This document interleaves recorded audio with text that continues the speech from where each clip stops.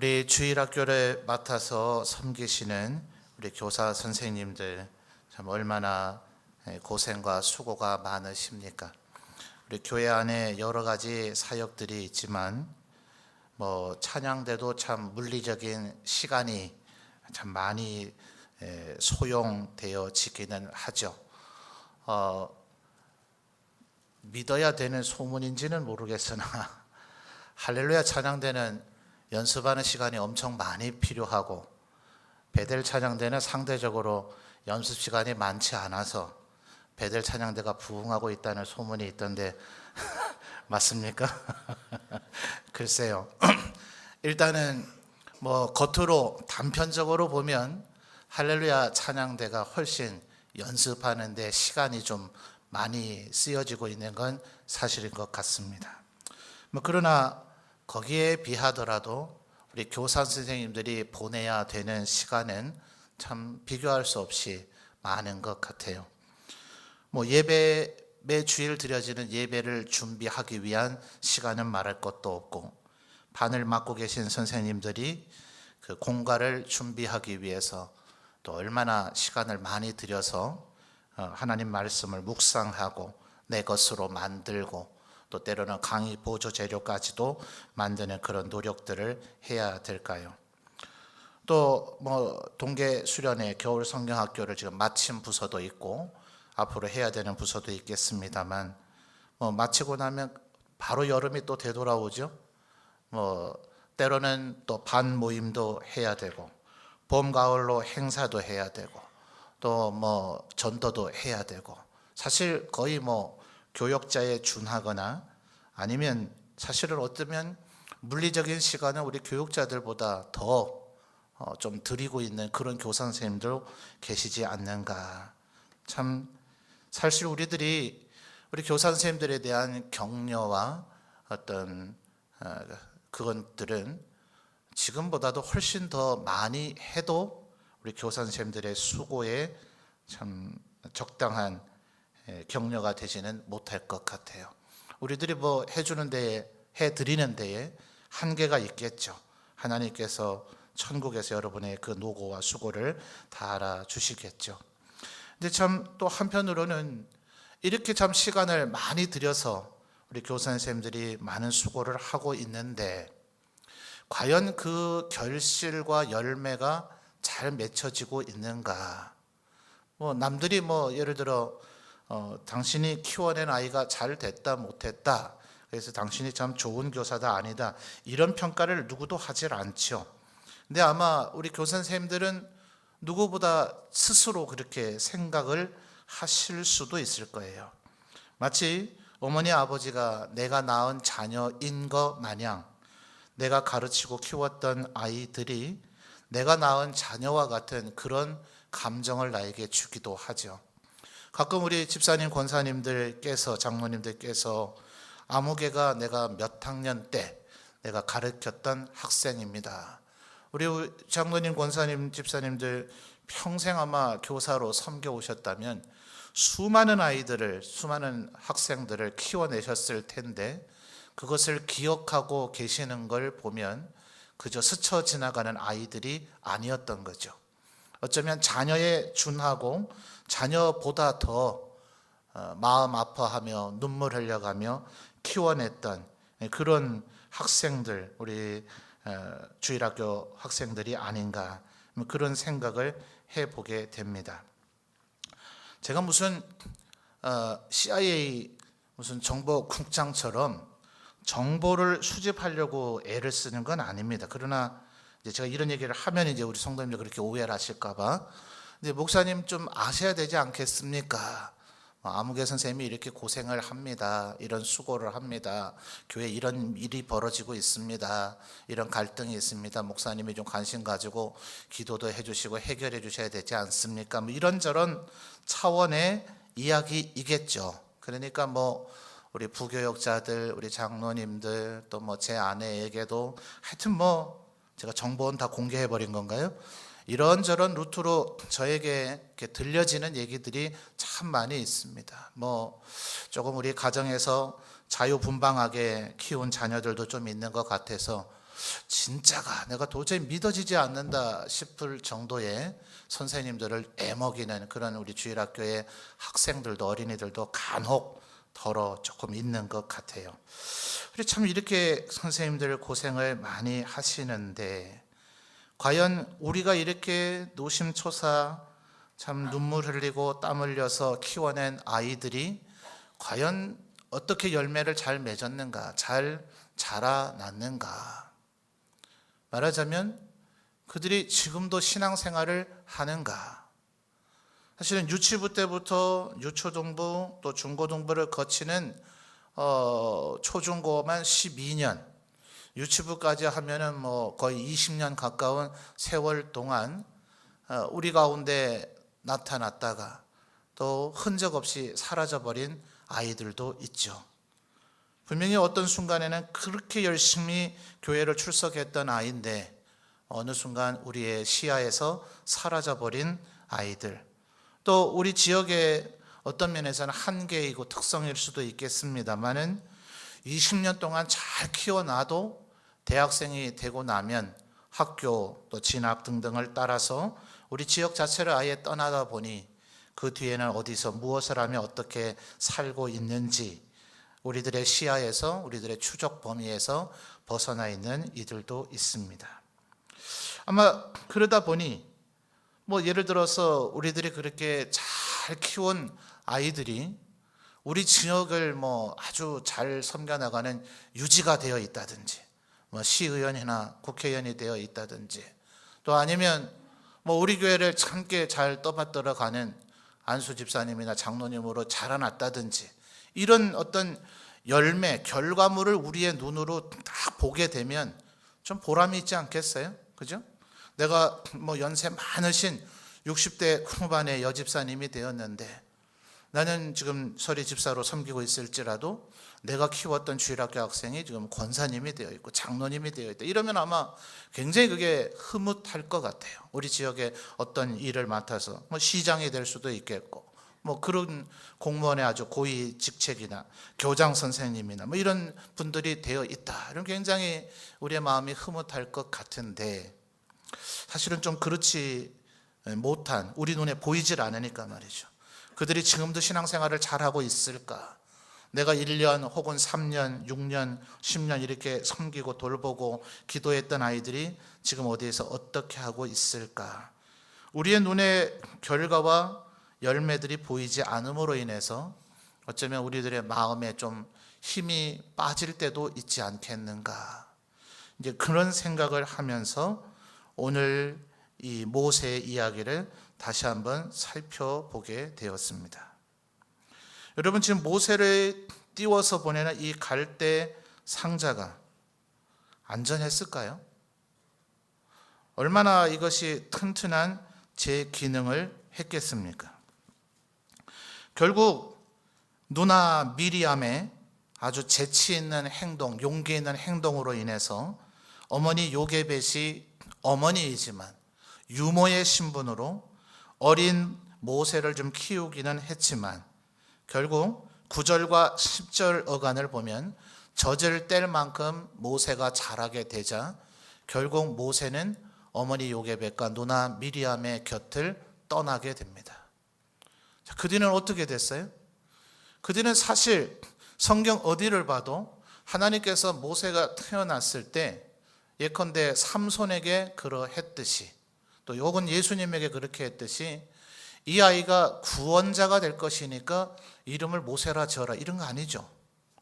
그냥 이 아기가 2절을 보시면 그가 아기가 잘생겼기 때문에 이 잘생겼다는 표현이 그저 뭐 외모가 멋있었다, 꽃미남이다 이런 의미만은 아닙니다만 히브리서 11장에서도 믿음장에서도 이렇게 표현하고 있습니다. 이 아이의 그 생긴 모습을 보고 이 어머니, 아버지 그리고 누나가 이 아이를 어찌하든지 키워보려고 애썼다. 사실 모세라고 하는 이름은 이 아이가 구원자가 될 것이기 때문에 모세라 이름 지은 것이 아니라 이 아이가 물속에서 나일강 물에서 죽을 뻔했다가 살아났다. 구원받았다는 뜻이지 구원자가 될 아이라는 염두에서 지은 이름은 아닙니다. 더군다나 이거 사실은 히브리식 이름이 아니라 애굽식 이름이었죠. 모세라고 하는 이름은 말입니다. 그러니까 이 아기가 바로의 궁에 가서 바로의 공주, 바로의 딸의 아들의 신분이 돼서 자라나고 결국 40세 되었을 때 우리가 잘 알고 있는 대로 그는 살인자가 되어져 버렸죠. 이게 여기까지가 모세의 부모, 모세의 누나가 알고 있었던 기억입니다. 그 뒤에 무려 40년 동안이나 아무 연락이 없었어요. 아무 그 흔적을 찾을 길이 없었어요. 그 아이가 80세가 되고 나면 짠 하고 하나님의 선지자가 되어서 나타날 것이라는 그 어떤 예고도 없었다고요. 80세가 될 때까지 그것을 염두에 두고 우리가 이렇게 석 달을 잘 키워서 잘 보살피면 그리고 나일강에 목숨을 걸고 이 갈대상자를 뒤따라가서 유모 구해드릴까요? 이래가지고 젖을 먹어서 키워놓고 나면 이 아이가 어마어마한 믿음의 용사가 되어서 하나님의 일꾼이 되어서 구원자가 되어서 우리 민족을 되살리는 위대한 일을 하겠지라는 계획이나 예고나 예언이나 기대감을 가지고 이 일을 했던 것 아니다는 거죠. 그리고 그게 눈에 보이지도 않았어요. 목숨을 걸고 이 아이를 한번 키워보려고 애썼다가 어쩌면 이 어머니 요게벳이나 누나 미리암은 그들의 이 모든 노력과 시도가 물거품과 허사가 되었다고 여기고 수십 년을 살아왔을 겁니다. 그죠? 잘 키워놨더니 바로의 궁에 가서 왕자로 키워지고 이때더라. 야, 잘 됐다라고 기대감을 갖고 있는데 40세가 됐을 때 들려온 소문이 뭐예요? 살인자가 됐대더라. 살인자가 돼서 미디안 광야로 도망갔대더라. 바로의 그 신하들이 추격하러 보냈는데 그들이 보통 애들이냐? 아마 죽었겠지. 바로가 보낸 그 추격대에 의해서 아마 살해됐겠지. 뭐 노예들한테까지 그런 얘기 속속들이 알려주겠어요? 바로의 궁에서 왕자의 신분으로 자라났던 모세가 히브리인들을 위해서 살인을 행했기 때문에 뭐 미디안 광야 어느 지점에서 추격대에서 잡혀서 살해당했다. 현장에서 사형 집행을 했다. 애굽의 모든 노예들은 알아라. 이렇게 알려줬겠냐고요. 실제 그런 일이 있었다 해도 알려주지 않았을 터이니 어찌 됐는지 80세가 되어서 하나님의 부르심과 소명을 받아 모세가 나타날 때까지는 이들은 전혀 아무것도 알 길이 없었더라는 거예요. 그런데 참 놀라운 반전이지 않아요? 그 아이가 그토록 구원자가 돼야만 됐던 구원 받아야만 했던 그 모세, 자기가 구원 받아야만 했기 때문에 이름이 모세라고 불려졌던 이 아이가 결국은 구원자가 되었고, 우리는 충분히 공감대가 형성됩니다. 그가 오죽하면 히브리인을 위해서 애굽인을 죽이는 살인을 했겠는가? 하나님이 칭찬하셨나요? 잘했다 모세야. 이야, 너 정말 40년 동안 애굽의 왕실에서 잘 컸구나. 사나이가 그 정도 배포는 있어야지. 내 일꾼이 되려면 그 정도의 담력과 결단력은 있어야지. 아이고 기특하다 이놈, 이제 나의 일꾼이 되라라고 하나님이 하셨나요? 하나님조차도 아니다. 40년 동안 철저하게 낮아져서 양을 섬기는 거의 종만도 못한 그런 신분의 노예나 목동이나 50보 100보 도찐 개찐입니다. 40년 동안 바로의 왕자로서의 모든 그 단물, 모든 겉멋, 모든 허례허시 그런 거 다 빠지고 하나님 앞에서 철두철미하게 낮아져서 훈련되어져야 될 정도로 하나님 앞에서 훈련되고 난 다음에야 이 모세가 비로소 하나님의 일꾼이 될 수 있었더라 하는 거죠.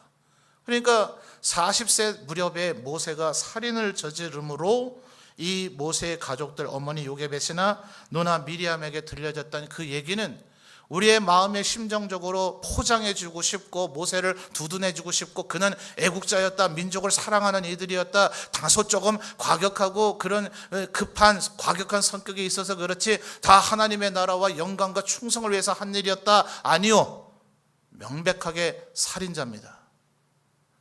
잘 키워낸 그 아이가, 나름 목숨 걸고 살려낸 그 아이가 바로의 궁에서 이방의 관습을 따라 결국 살인자가 되어져서 죽었는지 살았는지 미디안 강요로 도망가서 사라져 버렸다. 실패한 것 같잖아요. 석 달 동안이나 키우고 갈대 상자에 띄워서 보낸 그 모든 노력들이 허사가 된 것 같잖아요. 그런데 거기에 하나님의 은혜와 섭리가 있어서 자신이 구원받아야만 됐었던 이 모세가 한 민족과 백성을 구원할 구원자로서 되돌아오게 되는 일이 일어나더라 하는 거죠. 그러니 사랑하는 교사 여러분, 우리들이 하고 있는 이 모든 일들이 당장 눈에 보여지는 열매, 그 결과물이 우리에게 보이지는 않고 우리들이 그렇게 온갖 고생과 눈물과 땀을 흘려가면서 키워낸 우리의 주일학교 어린이들, 학생들, 우리의 청소년들, 청년들이 20년 동안 공들여 키워봐야 어느 날 대학 따라 진학 따라 대도시로 어디론가 사라져버리고 그 뒤에 소식조차 전혀 알 길이 없는, 여러분 제가 온 10년 동안에만도 제가 오늘 교사 헌신 예배를 준비하면서 주일학교 때 봤었던 아이들 이름을 한번 꼽아보니 지금 보이지 않는 사람들이 100명도 넘어요. 제가 이름을 얼핏 기억할 수 있는 아이들만 돼요. 그 아이들 어디가 있을까요? 지금 과연 신앙생활은 잘하고 있을까요? 하나님 뜻대로 섬기고 있을까요? 지금 단기 선교팀이 나가 있습니다만 단기 선교 팀원이었던 아이들도 지금 우리들 눈앞에 없는 아이들이 있습니다. 그 아이들 지금 어디 가서 신앙생활은 잘하고 있을까요? 여러분, 우리가 포기하지 않고 중단하지 않고 계속해서 갈대 상자를 만들어 간다면 하나님께서 그들을 모세처럼 들어 쓰시리라고 저는 믿습니다. 여러분, 지금 이 어머니가 3절 말씀을 보십시오. 더 섬길 수 없게 되매 그를 위하여 갈대 상자를 가져다가. 이 가져다가라고 번역한 우리 단어가 한글로서 문맥을 매끄럽게 하다 보니까 이렇게 되어 있는데, 갈대 상자를 직접 만들었다는 얘기일까요? 아니면 만들어져 있는 완제품을 그죠? 운반해 왔다라고 하는 그런 의미일까요? 한글로 번역되어 있는 가져다가라는 얘기는 완제품 되어 있는 갈대 상자를 옮겨온 것이라고 밖에 이해가 안 되는 표현이긴 합니다. 원어의 표현은 갈대 상자를 만들었다라고 보는 것이 더 타당한 단어입니다. 상식적으로도 여러분 한번 생각을 해보십시오. 모든 갈대 상자를 나일강 같은 강물에, 큰 강입니다. 여러분 알고 있는 강의 크기는 도대체 어느 정도입니까? 여러분이 알고 있는 제일 큰 강, 설마 반쟁이천을 생각하는 건 아니겠죠? 영강도 강축에 들어가지 않습니다.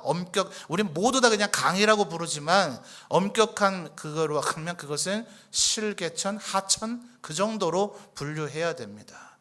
여러분 서울에 한강을 가보셨는지 모르지만 그 정도쯤 돼야, 그래야 이제 좀 강이라고 할 만하죠.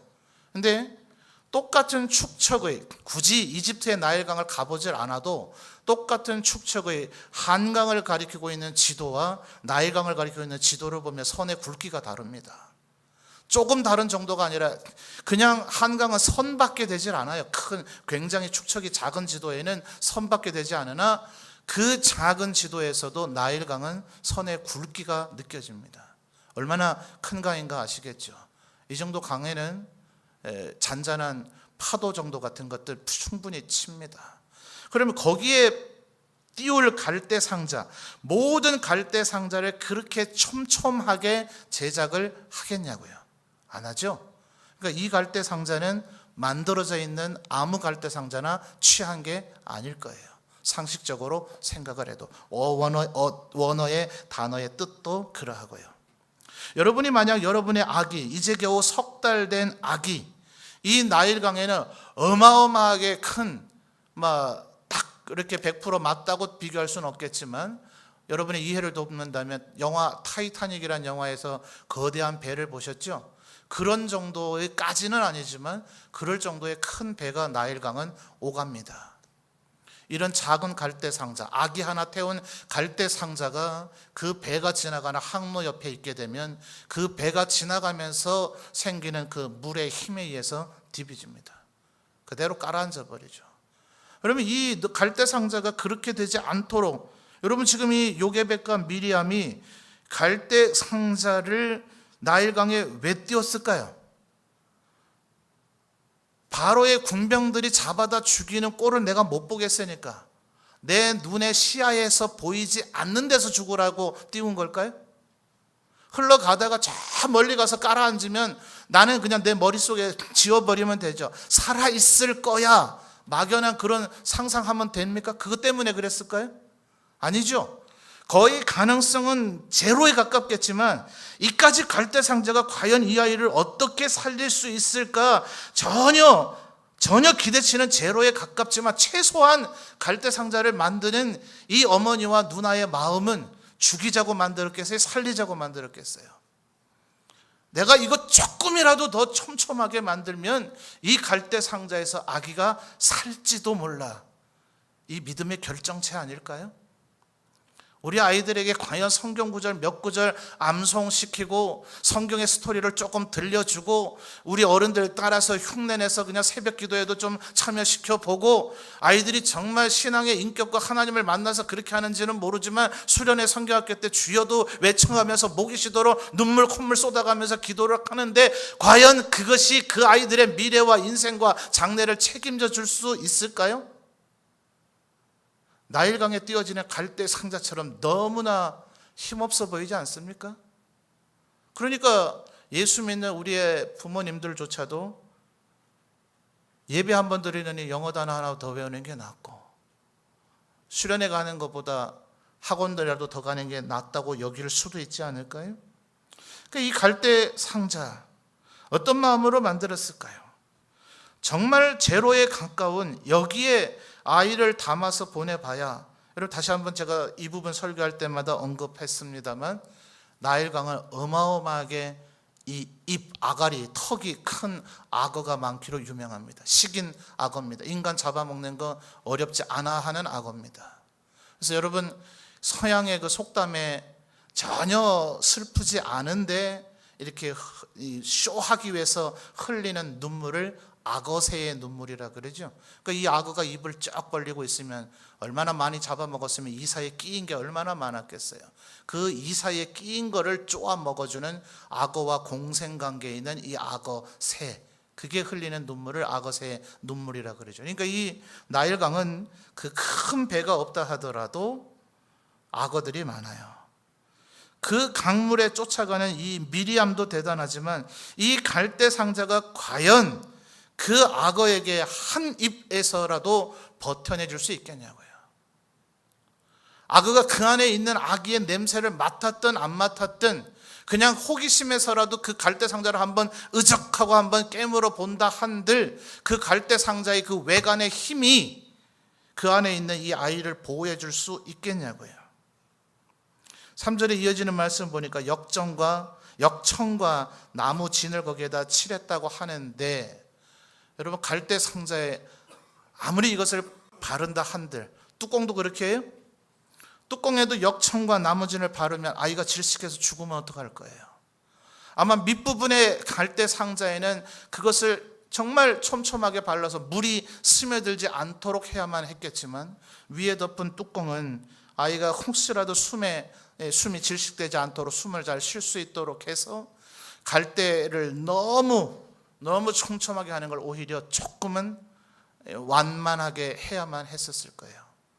근데 거기로 만약 물이 파도처럼 들이쳐서 깔아앉아 버리면 어떡하죠?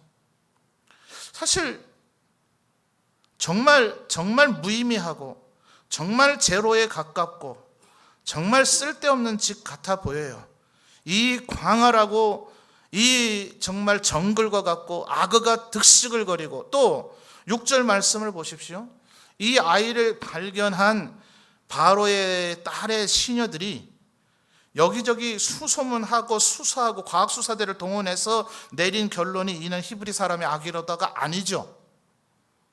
그냥 한눈에 봐도 누가 자기 자식을 나일강에 띄우겠냐고요. 이집트인이라면 그 누구도 그렇게 하지 않죠. 한눈에 봐도 누가 봐도 이는 히브리인의 악입니다. 그러면 이 아이는 살려주면 죽습니다. 이 아이는 키울 수 없습니다. 죽여야 됩니다. 이 광활한 애굽 땅에 어쩌면 거의 유일하리만치 단 한 명 이 아이를 살려낼 수 있는 바로의 딸 앞으로 하나님이 인도하신 거죠. 근데 거기로 가게 되리란 보장이 있냐고요.